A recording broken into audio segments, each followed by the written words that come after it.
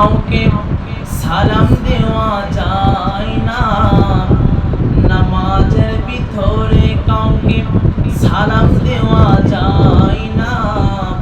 নবীকে সালাম না দিলে নামাজ তবাই হয় না। নবীকে সালাম না দিলে নামাজ তবাই হয় না। চমৎকার ঘটনা বাইরে হাদিসেতে আছে, নূর নবীজির কদমেতে উঠে সেজদা পড়ে। চমৎকার ঘটনা বাইরে হাদিসেতে আছে, নূর নবীজির কদমেতে উঠে সেজদা পড়ে।